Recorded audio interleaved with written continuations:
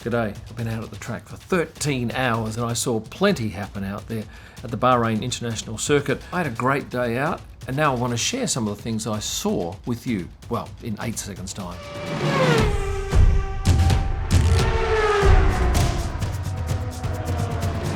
I've been away from F1 for a good 3 months, so the thrill of getting back into that paddock today was palpable, and I can tell you that it was very, very quiet, both in the daytime and in the evening. Very few fans, but that'll probably change tomorrow because the grandstands are actually open for people who've bought, I think, 3-day tickets to this event. Will we see more in the paddock? Yeah, I think we will. Certainly, pre-season testing in Barcelona is absolutely crazy. Huge paddocks, but here, because of the distance I'm guessing from Europe mainly, it's probably dissuaded a lot of people from coming. But let me tell you a few things that I noted today. One of them is the swipe gates. This is what we used to have, and have a look at this. They're illuminated, they have lovely plants in there, they're quite grandiose, and I think they make a great statement. I was actually the first media person in, had the whole media centre to myself for about an hour, then it was out to the paddock, and I want to run through a few things I noticed. We'll start in pit lane, shall we? Only 4 of the teams had photos of their drivers above the garages: Ferrari, Mercedes, Alfa Romeo and Williams. The remaining 6 didn't have any names, faces or numbers above their garage. Go back out the other side, back into the paddock, and when you look from there you see that McLaren, Ferrari and AlphaTauri feature the names of their drivers along with the numbers, and on Red Bull and Haas they feature just the numbers, but on the other 5 teams they have no mention of their driver lineup.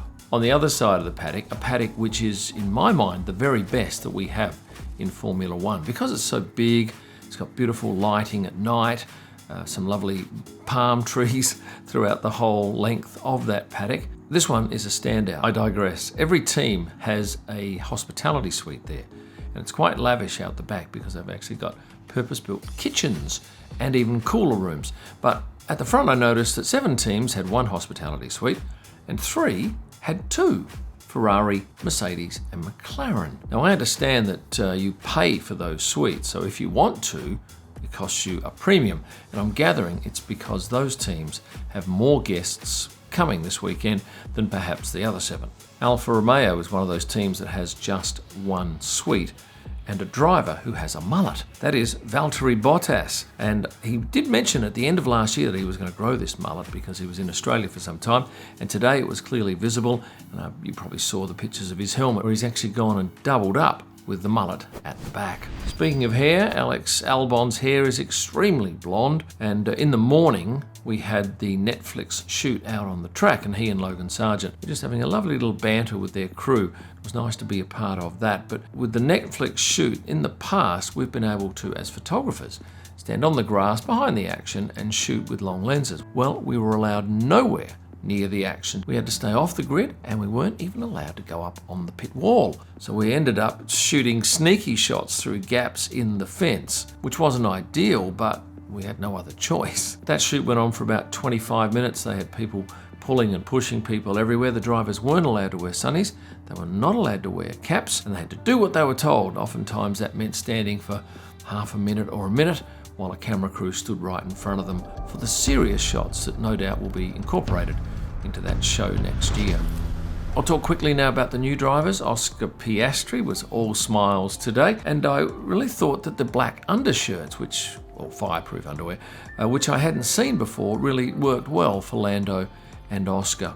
Logan Sargeant did a photo shoot in the pit lane just before that Netflix shoot, but I don't think I saw Nyck in the paddock at all today. I saw him out on the grid when he was doing that Netflix thing, but yeah, and of course on the track, because he had the AlphaTauri for half the day. In fact, every team split their driving between the 2 drivers, except Max Verstappen, who did the whole day for Red Bull. And as you probably know, Lance Stroll injured himself in a cycling accident, so Felipe Drugovich took his spot.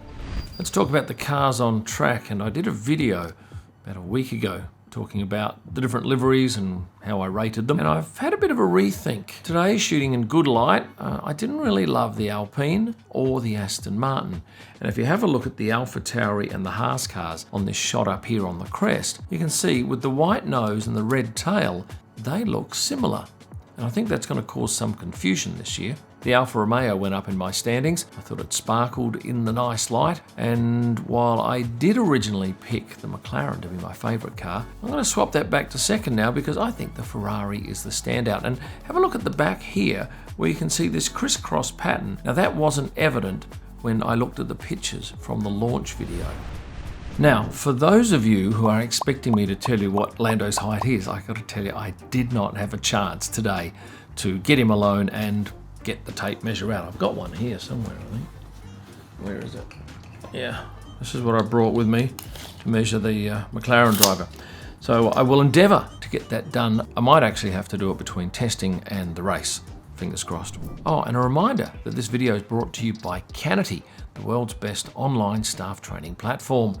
Go to canity.com where you'll find hundreds of short, sharp videos designed to have your crew up to speed when it comes to serving customers. When this video is finished, nip over to canity.com and have a look. I think you'll be impressed. Oh, and Gunther Steiner flipped me the bird today.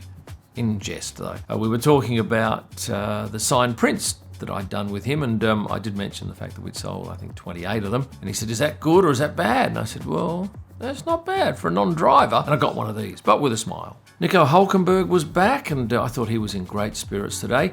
And as usual, had a bit of fun.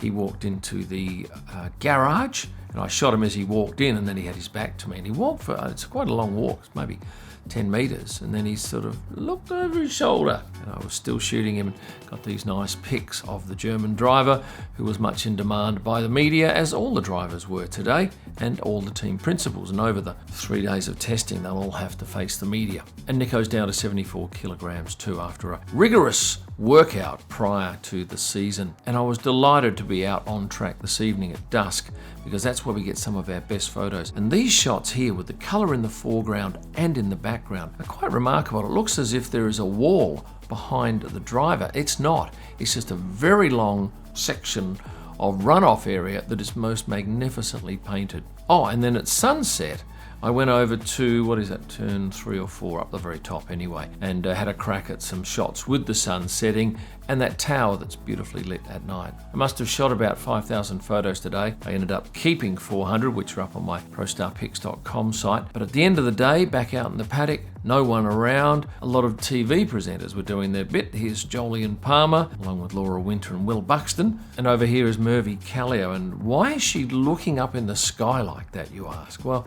there was a helicopter coming over, which pretty much ruined any chance she had of being heard on her live broadcast. So she stopped for a second and gave that helicopter her full attention. On a different matter, I've recorded a video called F1 Drivers Private Jets. It's all ready to go, and it's quite an interesting video to learn how these guys get around, because a lot of them fly private. And today, somebody sent me, it was actually Greg Pulver, and Greg says, Checo's currently flying over the eastern US en route to Bahrain. Now, he was on a Bombardier Challenger 604, apparently, according to Greg. It stopped in Halifax, Canada, and also in Madrid. It's a 20-hour flight, and I know it's a 20-hour flight because I spoke to one of his crew today, and they confirmed yes. So it's remarkable, but anyone can pull that information if you know what plane to look for. So I want you to keep a lookout for that video when it comes up. I think you'll be most interested.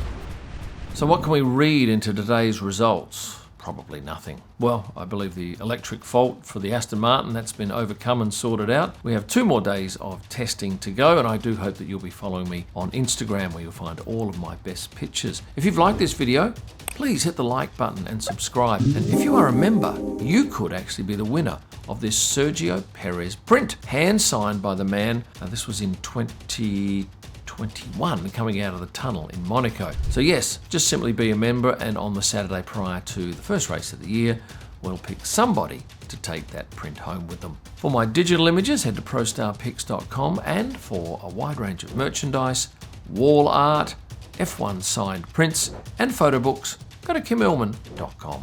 Thanks for watching, and stay passionate.